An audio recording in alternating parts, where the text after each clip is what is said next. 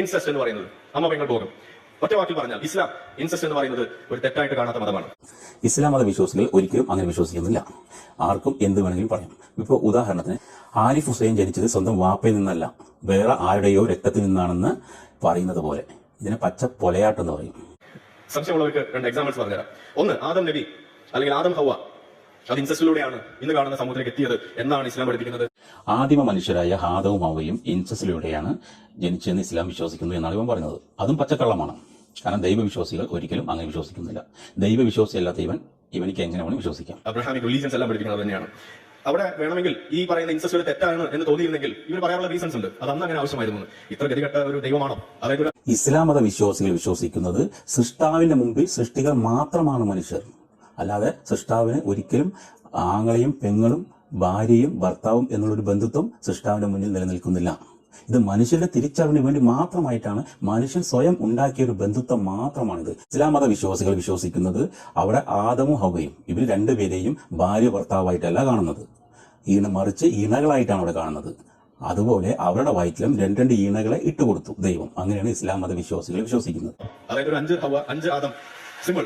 അതിനെ പറ്റാത്ത ആണെന്ന് ബെസ്റ്റ് കണ്ണാ ബെസ്റ്റ്. ഇപ്പൊ നിനക്ക് കൂടപ്പുറപ്പുണ്ടോ? നിനക്ക് സഹോദരങ്ങളുണ്ടോ? ഈ സഹോദരങ്ങൾ ഉണ്ടാക്കുവാൻ നിന്റെ വാപ്പ 5 ചുക്കാമണി കൊണ്ടുവരണോ ഉണ്ടാക്കാൻ? ഓരോരുത്തർക്കും ഓരോ ചുക്കാമണി അങ്ങനെ കണക്കാണോ? അതാണ് താ ഉദ്ദേശിച്ചത്. ഇത് ദൈവമാണ്. ദൈവം എല്ലാം കൊണ്ട് പ്രാപ്തനാണെന്ന് വിശ്വസിക്കുന്ന ഒരു സമുദായമാണ് ഇസ്ലാം മതം. പിന്നെ അതിൽ എന്ത് പ്രസക്തി? ഇസ്ലാം മത വിശ്വാസികൾ വിശ്വസിക്കുന്നത് അവിടെ ആദമും ഹവ്വയും ഇവർ രണ്ടുപേരെയും ഭാര്യ ഭർത്താവായിട്ടല്ല കാണുന്നത്, മറിച്ച് ഇണകളായിട്ടാണ് അവിടെ കാണുന്നത്. അതുപോലെ അവരുടെ വയറ്റിലും രണ്ട് ഈണകളെ ഇട്ടുകൊടുത്തു ദൈവം. അങ്ങനെയാണ് ഇസ്ലാം മത വിശ്വാസികൾ വിശ്വസിക്കുന്നത്. അതിനെ പറ്റാത്ത ആണെന്ന് എനിക്ക് തോന്നുന്നില്ല. ഇനി രണ്ടാമത്തത്, നിങ്ങൾക്ക് ഇവിടെ നിങ്ങളുടെ പെങ്ങളെ ഭോഗിക്കാൻ കഴിയില്ല. ഇസ്ലാമിക നിയമം അങ്ങനെയാണ്. പക്ഷേ നിങ്ങൾക്ക് മരിച്ചു ചെന്ന് സ്വർഗത്തിൽ ചെന്നാൽ നിങ്ങൾക്ക് നിങ്ങളുടെ പെങ്ങളെ ഭോഗിക്കാം എന്ന് തന്നെയാണ് ഇസ്ലാം പഠിപ്പിക്കുന്നത്. പക്ഷെ അവിടെ പറയും അത് സ്വർഗത്തിൽ അത്ര നിയമങ്ങളൊന്നും ബാധിക്കില്ല, അവിടെ നിയമങ്ങളൊന്നും ഇല്ല എന്നാണ് പറയാം. അല്ല, ഇസ്ലാം തന്നെ പറയുന്നു നിങ്ങൾക്ക് പെങ്ങളെ ഭോഗിക്കാൻ പറ്റും, നിങ്ങൾക്ക് നിങ്ങളുടെ മകളെ ഭോഗിക്കാൻ പറ്റില്ല, നിങ്ങൾക്ക് നിങ്ങളുടെ ഉമ്മയെ ഭോഗിക്കാൻ പറ്റില്ല എന്ന് തന്നെയാണ് ഇസ്ലാം പറയുന്നത്. അവിടെ പെങ്ങളെ ഭോഗിക്കാം എന്ന് തന്നെയാണ് ഇസ്ലാം പറയുന്നത്. പച്ച അമ്മ പെങ്ങൾ ബോധം. ആശേ, നീ പൊട്ടനാണോ? നീ ഫസ്റ്റ് എന്താ പറഞ്ഞത്?